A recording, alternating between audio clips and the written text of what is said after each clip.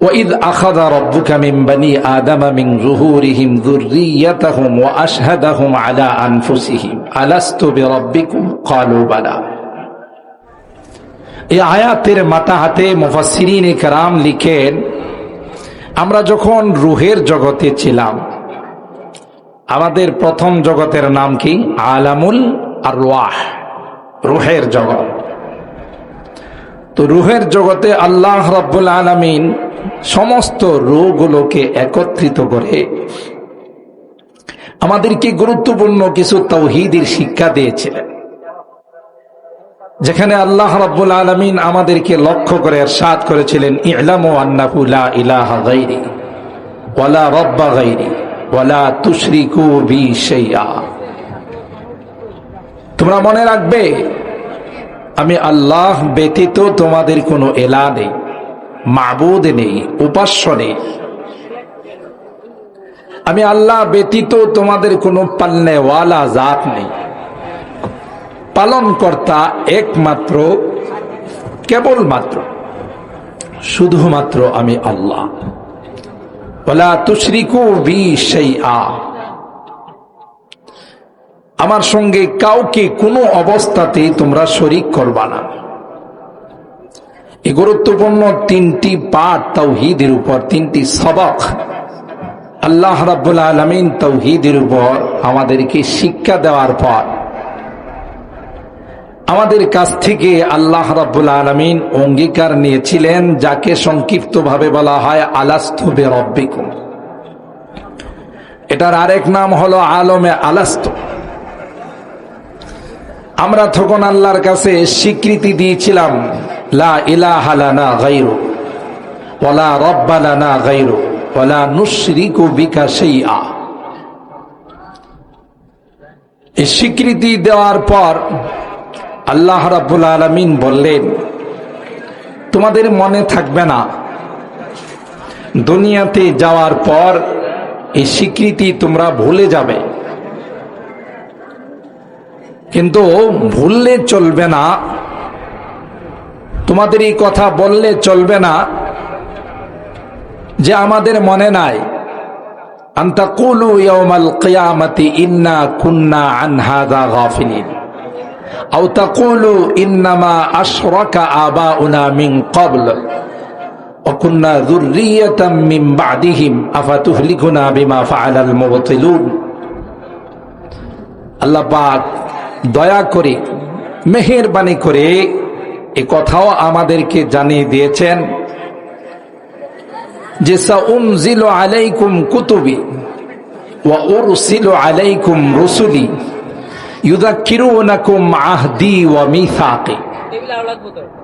আমরা যখন স্বীকৃতি দিলাম, তখন আল্লাহ পাক আমাদেরকে বলেছিলেন, উশহিদু আলাইকুমুস সামাওয়াতিস সাবআ ওয়াল আরদিনাস সাবআ ওয়া উশহিদু আলাইকুম আবাআকুম আদম আন তাকুলু ইয়াউমাল কিয়ামাতি ইন্না কুন্না আন হাযা গাফিলিন। তোমাদের এই স্বীকৃতি দেওয়ার উপর 7 আসমানকে আমি আল্লাহ সাক্ষী বানাইলাম, তোমাদের বাবা আদমকে আমি সাক্ষী বানাইলাম, 7 জমিনকে আমি সাক্ষী বানাইলাম।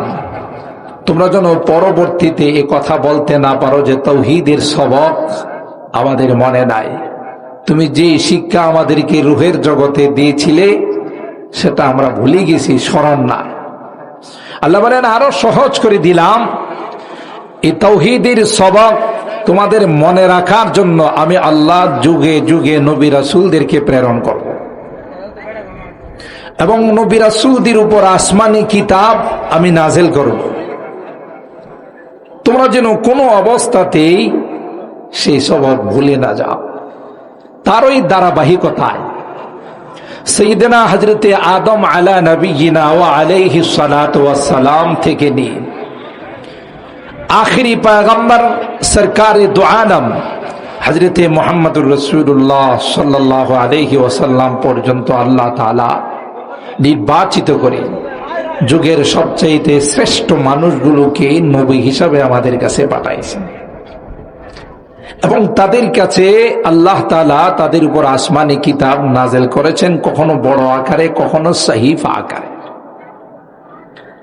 তো বড় আসমানি কিতাবগুলোর মধ্যে তাওরাত, জবুর, ইনজিল, আল কোরআন। একটা কথা আপনারা মনে রাখবেন, ওলামায়ে কেরাম তো অধিকাংশ এখানে মাশাআল্লাহ, ওলামায়ে কেরামদেরকে তো ইশারা দিলেই যথেষ্ট। যেই যুগে যেই জিনিসের চাহিদা বেশি হয়, যেই যুগে যেই জিনিসের চাহিদা বেশি ছিল, আল্লাহ সেই চাহিদা মোতাবেক নবীদের উপর আসমানি কিতাব নাযিল করছেন। এবং নবীদের সবচেয়ে বড় মুজিজা ওই যুগের চাহিদা মোতাবেক ছিল। ধরুন হযরত মুসা আলাইহিস সালাম, ওনার যুগটা ছিল জাদুঘরদের যুগ। জাদুবিদ্যায় কে কার চেয়ে বেশি পারদর্শী, ইনি তাদের মধ্যে প্রতিযোগিতা হতো।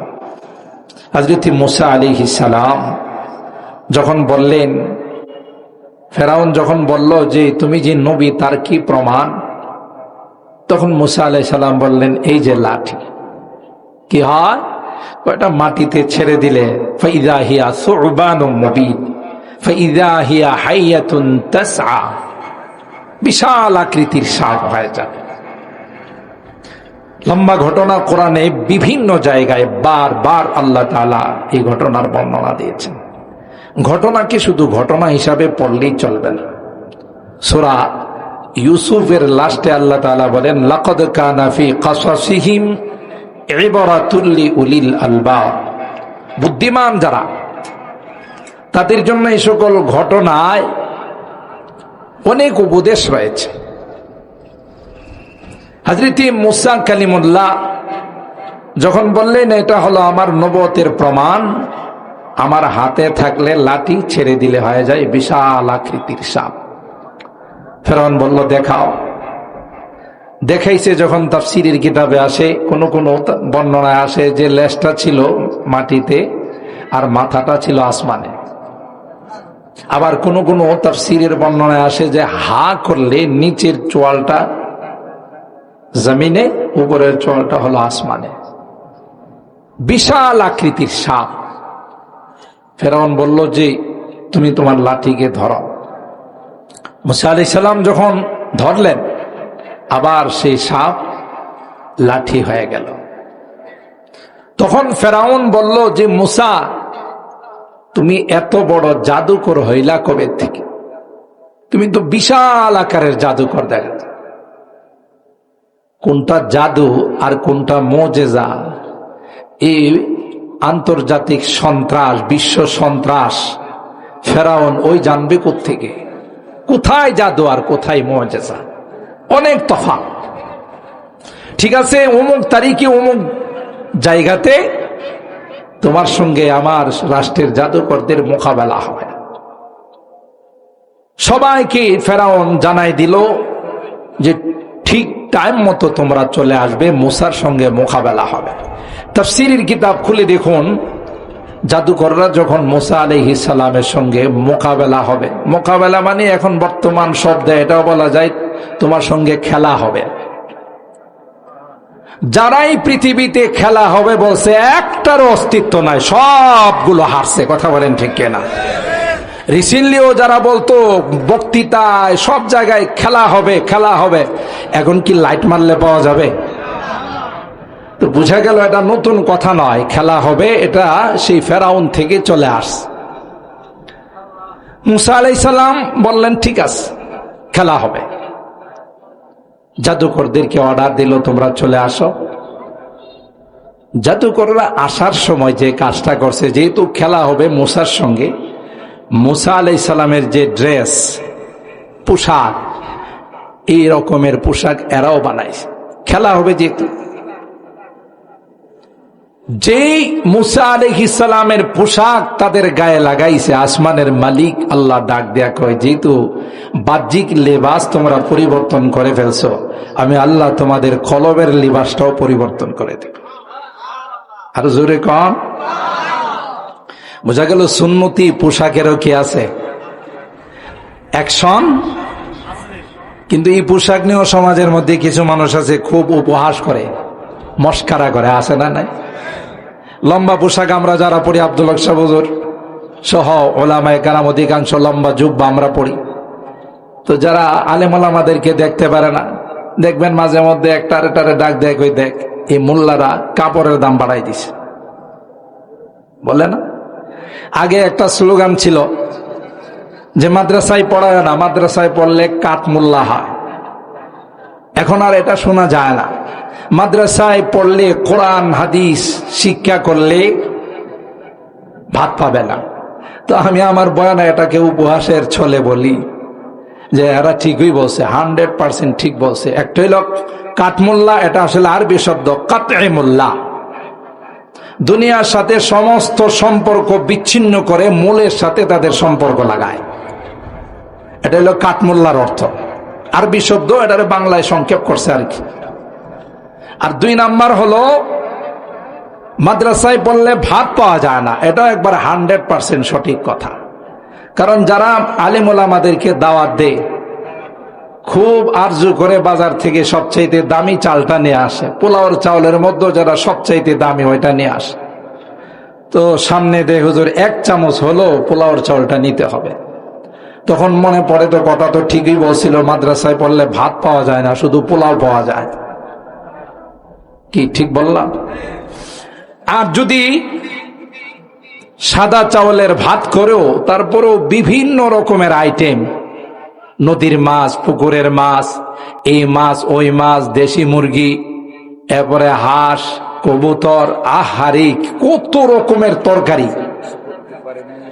মালিকই বলে যে হুজুর আপনি কিছু নিষেধ করেন না, আমি খুব খায়েশ করে আপনার জন্য এই আয়োজনটা করছি। 1 চামচ করে ভাতের উপরে যখন তরকারি দিতে থাকে, কিছুক্ষণ পর আর ভাত দেখা যায় না, শুধু তরকারি আর তরকারি দেখা যায়। ঠিক কিনা বলেন?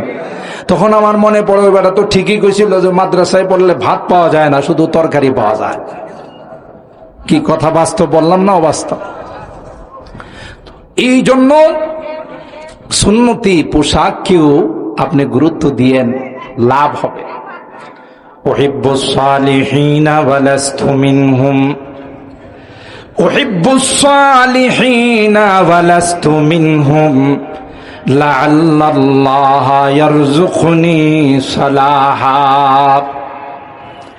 কবি বলেন আমি নেককার নয়, আমি দিনদার নই, আল্লাহ ওয়ালা হতে পারি নাই, বড় আলেম হতে পারি নাই, কিন্তু আল্লাহ ওয়ালাদের সুন্নতি লিবাসকে আমি পছন্দ করি, ভালোবাসি। সুবহানাল্লাহ। এ মালিক, ওই সুন্নতি লিবাসের বরকতে হাফেজ আব্দুল হক সাহেব হুজুর দামাত বারাকাতুহুম যখন জান্নাতে যাবে, আল্লাহ তার উনার সঙ্গে আমাদেরকেও জান্নাতের মেহমান বানাই দিও। মন্ত্রী সাহেবকে যদি কোথাও ইনভাইট করা হয়, তার জন্য যে খাবারের বিশেষ আয়োজন করা হয়, উনি কি একা ঢুকে না সাথে অন্যরাও ঢুকে? আপনি গেটের মধ্যে যতই বাধা দিবেন, ঢুকবেন না, এটা মন্ত্রীর জন্য, তখন সাইড প্যাডের লোক আমরা মন্ত্রীর লোক, কথা বলেন ঠিক কিনা? তো ঠিক তো দ্রুপ কিয়ামতের ময়দানে আল্লাহওয়ালারা যখন জান্নাতে যাবে, আমরা যারা আল্লাহওয়ালাদেরকে অন্তর দিয়ে ভালোবাসি, তাদের সাথে সাথে আমরাও ঢুকে যাব। কথা বলেন ঠিক কিনা? ফেরেশতারা বাধা দিবে, বলবো আমরা আব্দুল হক সাহেব হুজুরের লোক, এই মেয়ে আমরা বড় বড় আলেমদের লোক, সুতরাং তাদের সাথে আল্লাহ তাআলা মহব্বত যারা করেছেন তাদেরকেও জান্নাতে দিয়ে দিবে। আলমারউ মা মান আহাব্বা। যাই হোক, এরা যখন এই পোশাক পরিবর্তন করছে, আসমানের মালিক তাদের ইমানের ফায়সালা করে দিয়েছে। আয়েশা আবার বললেন শিষ্টাচার রক্ষা করেন, ইম্মা আন তুলকিয়া ওয়া ইম্মা আন নাকুনা নাহনুল মুলকিন। আপনি কি আগে দেখাবেন না আমরা আগে দেখা? ওখানে আরো পাকা পোক্তা করে নিল, সোনাই সোহাগা, নূরুন আলা নূর। এখন তো ইমানের ফায়সালা হয়ে গেছে। এরা জাদু দেখাইছে, গোটা মাঠ জাদুতে কিলবিল কিলবিল করতেছে। হযরত মুসা আলাইহিস সালাম যখন লাঠি ছেড়ে দিলেন, ফাইদা হিয়া হাইয়াতুন তাসআ, এক লোকমা, ফাইদা হিয়া তালকাফু মা ইয়াফিকুন, এক লোকমায় সবগুলোকে হযরত মুসা আলাইহিস সালামের লাঠি যে সাপ হয়েছে সেগুলোকে গিলে ফেলছে, খেয়ে ফেলছে। জাদুকররা কিন্তু বুঝে ফেলছে এটা আসলে জাদু নয়। জাদু বিদ্যা বলে একজনের জাদু আরেকজনের জাদুকে দুর্বল করতে পারে, নির্মূল করতে পারে না। ঠিক না বেটি? দুর্বল করতে পারে, নির্মূল করতে পারে না। যখন আমাদের জাদুগুলোকে এক লোকমায় খেয়ে ফেলছে, তাদের বুঝতে বাকি না এটা জাদু নয়, এটা আল্লাহ প্রদত্ত মুআজিজা। فألقي السحرة ساجدين قالوا آمنا برب العالمين رب موسى وهارون। সমস্ত জাদুকররা সিজদায় পড়ে গেল। সিজদার মধ্যে পড়ে তাদের একটাই স্লোগান, قالوا آمنا برب العالمين। এ ফেরাউন, তোমাকে তালাক দিলাম, যিনি গোটা বিশ্বের মালিক, যিনি গোটা বিশ্বের পালনকর্তা, আমরা তাকেই বিশ্বাস করে নিলাম, তার উপর ঈমান এনে ফেললাম। রব্বি মুসা ওয়া হারুন। তাইলে এইভাবে প্রত্যেক নবীদের মূল মুআজিজার দিকে আপনারা যাবেন। ঈসা আলাইহিস সালাম, দাউদ আলাইহিস সালাম, আল্লাহ রাব্বুল আলামিন যুগের সবচেয়ে তাদের যেই জিনিস নিয়ে তাদের মধ্যে অহংকার চলত, যেই জিনিস নিয়ে তাদের মধ্যে বাহাদুরি চলত, কম্পিটিশন, প্রতিযোগিতা চলত, সেই জিনিসটাকে আল্লাহ তাআলা স্তব্ধ করার জন্যে যুগের যারা নবী ছিলেন তাদেরকে সেরা মুআজিজা ওইটি আল্লাহ দিয়েছেন।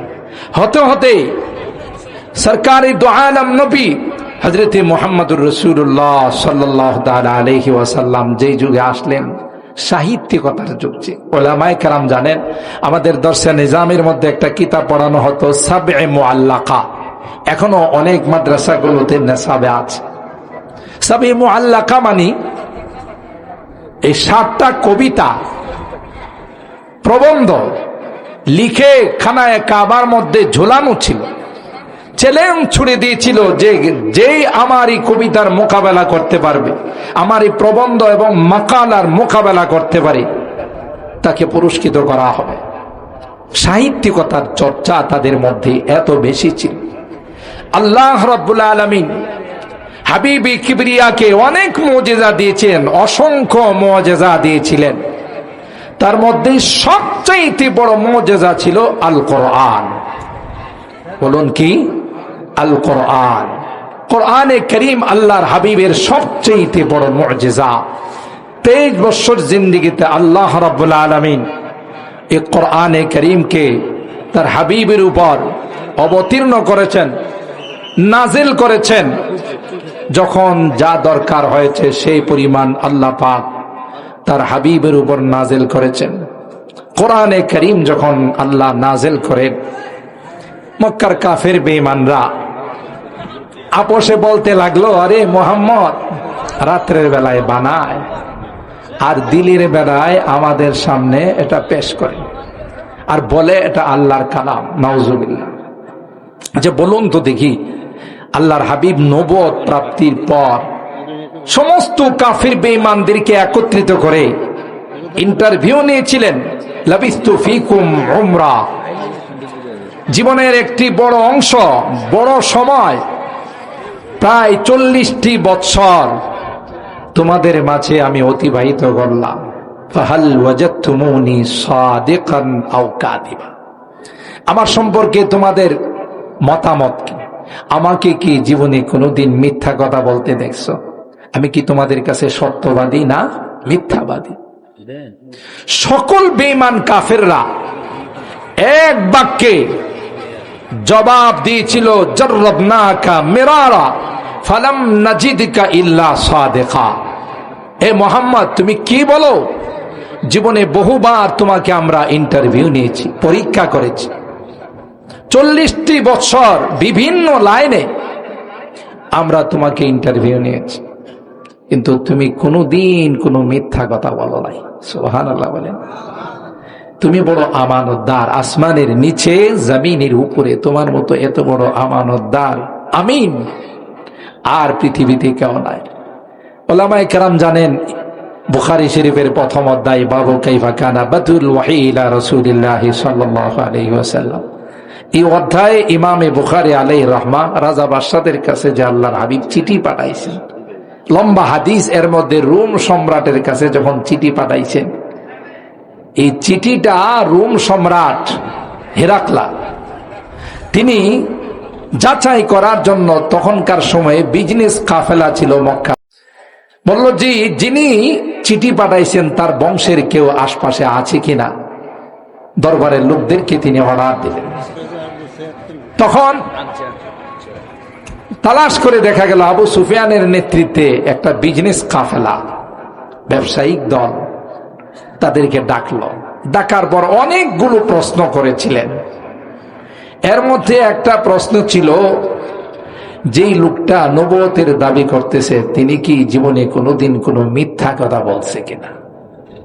আপনারা পড়েছেন আবু সুফিয়ান বলে, তখন আবু সুফিয়ান মুসলমান হয় না। আমি অনেক চিন্তা করে ভাবতেছিলাম যে মোহাম্মদের এগেনিস্টে, মোহাম্মদের বিরুদ্ধে কিছু বলা যায় কিনা, কিন্তু কি বলবো, বলার তো কিছু নাই। যখন এই প্রশ্নটা আসলো যে তিনি কখনো জীবনে মিথ্যা কথা বলছে কিনা, আমি তখন কৌশল করে বললাম, জাহাপনা এমনি তো কোনোদিন ওনাকে মিথ্যা কথা বলতে দেখি নাই, তবে অনেক দিন হয়ে গেল আমরা সফরে চলে আসছি, মাঝখানে কোনো মিথ্যা কথা বলছে কিনা সেটা তো আমার জানা নেই। আবু সুফিয়ান কয়, এর বাহিরে আর কোনো কথা আল্লাহর হাবিব সম্পর্কে বলবো আমার সাহস হয় নাই। তাহলে তাদের কাছে তিনি ছিলেন একজন বিশ্বস্ত, তাদের কাছে সবচেয়ে বড় আমানতদার। আল্লাহর হাবিবকে ছাড়া কোনো কিছুর ফাইসালা হতো না। হুজুর আকরাম সাল্লাল্লাহু তাআলা আলাইহি ওয়াসাল্লাম যখন দ্বীনের দাওয়াত দেওয়া শুরু করলেন, কোরআনের বাণী যখন শোনাইতে শুরু করলেন, তাদের মধ্যে ফুসফুস কানা ঘোষা শুরু হয়ে গেছে। আর এই মোহাম্মদ তো রাত্রের বেলায় বানায় আর দিনের বেলা আমাদের কাছে পেশ করে। আল্লাহ পাক তিনটা চ্যালেঞ্জ ছুড়ে দিয়েছিলেন, যদি তাই হয়ে থাকে আমার হাবিব রাত্রের বেলায় বানায় আর দিনের বেলায় তোমাদের কাছে পেশ করে, তাহলে তোমাদেরকে চ্যালেঞ্জ করা হলো কোরআনের মতো একখানা কোরআন বানায়া তোমরা পেশ করে দাও। قل لئن اجتمعت الإنس والجن على أن يأتوا بمثل هذا القرآن لا يأتون بمثله ولو كان بعضهم لبعض ظهيرا। আল্লাহ বলেন, মক্কার বেঈমান কাফেরেরা, যদি তোমাদের মনে সন্দেহ হয় কোরআন আল্লাহর কালাম নয়, মুহাম্মদ বানিয়ে তোমাদের কাছে পেশ করে, তাহলে সকলে মিলে, মানব আর দানব সবাই মিলে চেষ্টা করো কোরআনের মতো একখানা কোরআন বানিয়ে তোমরা পেশ করতে পারো কিনা। আমি আল্লাহ ব্যতীত যাদের সহযোগিতার দরকার হয় তাদের সহযোগিতা নাও। পারে না। দ্বিতীয় পর্যায়ে আল্লাহ পাক চ্যালেঞ্জটাকে আর একটু ছোট করে দিলেন। আমিয়া কুলুন আফতারা কুল ফাতু বিআশরি সুওয়ারিম মিসলিহি মুফতারায়াত। যাও, চ্যালেঞ্জটা আরো ছোট করে দিলাম। গোটা কোরআনের নয়, কোরআনের 114খানা সূরার মধ্যে থেকে মাত্র 10টি সূরার মতো সূরা বানিয়ে তোমরা পেশ করো, তাও পারে না। শেষ পর্যায়ে আল্লাহ পাক বললেন, ওয়াইন কুনতুম ফি রাইবিম মিম্মা নাযালনা আলা আবদিনা ফাতু বিসূরাতিম মিন মিসলি ওয়াদউ শুহাদাআকুম মিন দুনিল্লাহ ইন কুনতুম সাদিকিন। ওয়াইন কুনতুম ফি রাইবিন, শুরুতে আল্লাহ বলেছেন লা রাইবা ফি, সন্দেহের বংশকে আল্লাহ নিপাত করে দিয়েছেন লায়নফি জিন্সের দ্বারা। লা রাইবা ফি, আমার কালামের মধ্যে কোন রকমের কোনো সন্দেহ নেই। আর এখানে আয়েশা বলতেছেন, তোমাদের কলবের মধ্যে যদি সন্দেহের ব্যারাম থাকে, সন্দেহের রূপ থাকে, ওয়াইন কুনতুম ফি রাইবিন, আমার কালামে সন্দেহ নাই, কোথাও আমার কালামে কোনো সন্দেহ নাই, কিন্তু তোমাদের কলবের মধ্যে যদি কোনো সন্দেহের রূপ থাকে, মিম্মা নাযালনা আলা আবদিনা ফাতু বিসূরাতিম মিন মিসলি, কোরআনের মধ্যে সবচাইতে যে ছোট সূরা আছে মুস্তামিলিন আলা সালাসে আয়াত, যেই সূরার মধ্যে মাত্র 3টি আয়াত আছে, কাসূরাতিল কাউসার। যেমন সূরা কাউসার কয় আয়াত বিশিষ্ট? 3 আয়াত। আল্লাহ বলেন তোমরা এই রকম একটি সূরা মাত্র 3 আয়াত বিশিষ্ট বানায় পেশ করো, তাও প্রমাণ হয়ে যাবে এটা আল্লাহর কালাম নয়। এবার খুব ঐক্যবদ্ধভাবে সবাই কোরআনের মতো, কোরআনের ছোট্ট সূরার মতো একটি সূরা বানানোর জন্য অনেক চেষ্টা করছে। একটা পর্যায়ে তারা আয়েশা বলেই দিল, ইন্না আ'তাইনাকাল কাউসার লাইসা হাযা কালামুল বাশার। না, এটা কোনো মানবের কথা নয়, মানুষের বানানো কোনো গ্রন্থ নয়, এটা একমাত্র কার কালাম? সারেন্ডার করতে বাধ্য হলো। মুহতারাম হাজিরিন, কোরআনের কোন আয়াত তো দূরের কথা, কোরআনের কোন অক্ষর তো দূরের কথা, কিয়ামত পর্যন্ত কোরআনের একটা জের জবর নক্তার পরিবর্তন কেউ ঘটাইতে পারবে না। দায়িত্ব নিছেন কে? ইন্না নাহনু নাযালনা যিকরা ওয়া ইন্না লাহু লাহাফিজুন। আল্লাহ বলেন কোরআন আমি নাজিল করেছি, এই কোরআন সংরক্ষণের দায়িত্ব আমি আল্লাহ নিলাম। সুবহানাল্লাহ। হুজ্জাতুল্লাহিল বালিগা কিতাবের মধ্যে আল্লামা শাহ ওয়ালিউল্লাহ মুহাদ্দিসে দেহলভী রাহমাতুল্লাহ আলাইহি লেখেন, ইউআইয়িদু দীনাল্লাহি ফি কুল্লি দাওলাতিন আসাইবা তাতলু মিসলুহা মিন আসাইবি। আল্লাহ রাব্বুল আলামিন এই দ্বীনকে রক্ষা করার জন্য, কোরআনকে রক্ষা করার জন্য বিভিন্ন ভাবে, বিভিন্ন গ্রুপে আল্লাহ তাআলা এই কোরআন রক্ষার দায়িত্বে এক একটা গ্রুপকে আল্লাহ লাগিয়ে দিয়েছেন। যারা হাফেজে কোরআন হিফজ বিভাগে পড়ে তাদেরকে আল্লাহ তাআলা কোরআন মুখস্থ করার জন্য লাগিয়ে দিয়েছেন। কুররা যারা, কারি যারা, তারা কোরআনের শব্দগুলো কিভাবে উচ্চারণ করতে হবে, সিফাত এবং মাখারিজের সাথে কিভাবে উচ্চারণ করতে হবে, তাদেরকে ওই কাজে লাগিয়ে দিয়েছেন। আরেক দলকে আল্লাহ লাগিয়ে দিয়েছেন কোরআনের যে নাসিহাগুলো আছে, উপদেশগুলো আছে মানুষের সামনে সেগুলো ব্যক্ত করার জন্য। আরেক দলকে আল্লাহ লাগিয়ে দিয়েছেন কোরআনের আয়াতগুলো থেকে ফিকহ মাসলা মাসাইল ইস্তিমবাত করার জন্য। আরেক দলকে আল্লাহ লাগিয়ে দিয়েছেন যারা কোরআনের বিরোধিতা করবে তাদের মোকাবেলা করার জন্য। কথা বলেন ঠিক কিনা? সবাই কোরআনের খেদমতে নিয়োজিত আছে। এই জন্যে কোরআনে করিম আল্লাহর কালাম, এই কোরআনে করিমকে সংরক্ষণ করার দায়িত্ব কে নিয়েছেন? জোরে বলেন। কিয়ামত পর্যন্ত পৃথিবীর সূচনা লগ্ন থেকে যারা ইসলামের বিরোধিতা করেছে, কিয়ামত পর্যন্ত যারা বিরোধিতা করবে, আমি যে আয়াতে কারিমা তিলাওয়াত করেছি, আল্লাহ তাআলা এই আয়াতের মাধ্যমে জানিয়ে দিয়েছেন, ইউরিদুনা লিইউতফিউ নূরাল্লাহি বিআফওয়াহিহিম। এরা চায় আমার কোরআনকে ফুৎকার দিয়ে নিভিয়ে দেওয়ার জন্য। কোরআনের মাদ্রাসাগুলোর বিরুদ্ধে হলুদ সাংবাদিকরা চতুর্দিকে ক্যামেরা লাগিয়ে চতুর্দিকে তদন্ত করে কোরআনের মাদ্রাসার বিরুদ্ধে কিছু পাওয়া যায় কিনা, একটা তিল হলে এটাকে তাল বানায়া প্রকাশ করার চেষ্টা করে। কথা বলেন ঠিক কিনা?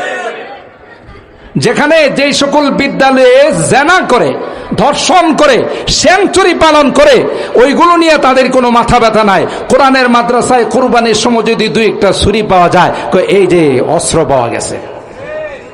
কথা বলেন ঠিক কিনা? মানুষ তো যারা কোরআনের মাদ্রাসায় খেদমত করে, ওরা কি ফেরেশতা? কথা বলেন না। মানুষের তো ভুল ত্রুটি থাকতেই পারে, এটাই স্বাভাবিক। কিন্তু সামান্য কোনো কিছু ঘটে গেলে সমস্ত ক্যামেরাগুলো ওই কোরআনের মাদ্রাসাগুলোর দিকে তাক করা হয়। ওই আদিকালে কখন কি হয়েছিল সেটাও সামনে নিয়ে এসে কোরআনের মাদ্রাসার বিরুদ্ধে, এলমে দ্বীনের বিরুদ্ধে, এলমে ওয়াহির বিরুদ্ধে অপপ্রচার শুরু করে, যাকে তত্ত্ব সন্ত্রাস বলা হয়। আল্লাহর কসম করে বলি, যতই তত্ত্ব সন্ত্রাস করা হোক, যতই বিরুদ্ধাচরণ করা হোক, যতই অপপ্রচার করা হোক, কিয়ামত পর্যন্তই কোরআনের লাইট আল্লাহ জ্বালিয়েছেন, সেটা জ্বলতেই থাকবে। কথা বলেন ঠিক কিনা? কোন ষড়যন্ত্রী সফলতার চেহারা দেখে নাই, কোন ষড়যন্ত্রী সফল হয় নাই। যারাই বিরুদ্ধে গেছে, কোরআনের বিরুদ্ধে অপপ্রচার নেমেছে, আল্লাহ তাদেরকে অপমানিত করে দুনিয়া থেকে বিদায় করেছেন। ঠিক না বেঠি? এই হেফাজতের দায়িত্ব যে আল্লাহ নিয়েছেন, সে ওয়াদা এখনো আছে না নাই? জোরে বলেন। যেই কারণে মাদ্রাসাগুলোতে আজকে এখানে আলহামদুলিল্লাহ অনেক হাফেজে কোরআন মাথায় পাগড়ি নিবেন, দস্তারে ফজিলত তাদেরকে দেওয়া হবে। 12 জন হাফেজে কোরআনকে দস্তারে ফজিলত দেওয়া হবে। তাদের সিনার মধ্যে আল্লাহ রাব্বুল আলামিন কোরআনে কারীমের বিসমিল্লাহর বাদ থেকে নিয়ে সূরা নাসের সিন পর্যন্ত আল্লাহ তাআলা তাদের সিনার মধ্যে সংরক্ষণ করে দিয়েছেন। আপনি কি মনে করেন একটা স্কুলের কবিতা মুখস্থ করতে গেলে 1 সপ্তাহ 2 সপ্তাহ সময় লেগে যায়? আমাদের এই কোরআনের মাদ্রাসাগুলোতে এমনও হাফিজে কোরআন আছে যারা এক সবকে এক বৈঠকে আধা পারা, কেউ কেউ আছে এরকম ভাবে 1 পারা পর্যন্ত সবক শোনায় ফেলা। ঠিক না বেঠিক? এই শক্তি কে দিয়েছেন? আল্লাহ দিয়েছেন। এই জন্য মোহতারাম হাজিরিন, সাথে থাকলে লাভ। কোরআনের পক্ষে যারা ছিল অতীতের ইতিহাস বলে আল্লাহ তাদেরকে সম্মানিত করেছেন, আর কোরআনের বিপক্ষে যারা গেছে আল্লাহ তাদেরকে অপমানিত করেছেন। এমন অপমানিত হয়েছে যা বিশ্বের মধ্যে নজির নাই। মিস্টার হারামজাদা, মিস্টার নমরুদ কোরআনের বিরুদ্ধে, ইসলামের বিরুদ্ধে, নবীর বিরুদ্ধে আচরণ করেছে। আল্লাহ তাকে জুতার পিটা খাওয়া দুনিয়া থেকে বিদায় করছেন। মিস্টার জর্জ ডব্লিউ বুশ ইসলামের বিরুদ্ধে আচরণ করেছে। যেমন এখন একটা আছে, একটা ইন্টারন্যাশনাল ড্রাম সমস্ত ময়লা আর পেটের মধ্যে জমা আছে। কথা বলেন ঠিক কিনা? এই ইন্টারন্যাশনাল ড্রাম এখন ষড়যন্ত্রে দিয়ে লিপ্ত আছে। জর্জ ডব্লিউ বুশকে আল্লাহ দেখাই দিয়েছে কোরআনের বিরুদ্ধাচরণ করেছো বলে সাংবাদিক জায়েদ তোমাকে জুতা উপহার দিছে। কথা বলেন ঠিক কিনা? ইতিহাস আমাদের সামনে। আবু জাহেল আল্লাহর নবীর সবচেয়ে বড় দুশমন ছিল। এই জন্য পৃথিবীর সবচেয়ে বড় টয়লেটটা আবু জাহেলকে উপহার দেওয়া হয়েছে। কথা কন? এমন কোন মানুষ নাই পৃথিবীতে যারা হজ উমরা করতে যায় একবারে হের মাথার মধ্যে পেশাব করে না। কথা বলেন? তার বাড়ির মধ্যে পেশাব করতে যায়। এই ব্যবস্থা কে করেছেন? আবিসিনিয়ার গোলাম বেলাল হাফসি রাদিয়াল্লাহু তাআলা কোরআনের পক্ষে থাকার কারণে আল্লাহ রাব্বুল আলামিন তাকে চমকাই দিয়েছেন। এই জন্য কোরআনের পক্ষে থাকলে লাভ, বিপক্ষে গেলেই লস। কথা বলেন ঠিক কিনা? আমরা কোরআনের পক্ষে থাকবো না বিপক্ষে যাব? কোরআনের পক্ষে থাকবো। একটু আল্লাহকে দেখান, লিল্লাহে তাকবীর, লিল্লাহে তাকবীর। আল্লাহ আমাদের হাতগুলো কবুল করুন, বলুন আমিন। হযরত বসা আছেন, আমাদের হাফিজে কোরআনদের মাথায় পাগড়ি দেওয়া হবে। আমাদের এখানে আপনারা শুনেছেন, বিজ্ঞ উপস্থাপক ঘোষণা দিয়েছেন যে অনেক সুন্দর বয়ানকার নেওয়ালারা, তরুণ আলেমী দ্বীনরা উপস্থিত হয়েছেন। আব্দুল কাইয়ুম মোল্লা সাহেব, যিনি মানুষ গড়ার কারিগর, তার হাতে যারাই গড়েছে গোটা বিশ্বকে চমকাই দিয়েছে, আসছেন আমাদের মাঝে বয়ান করার জন্যে।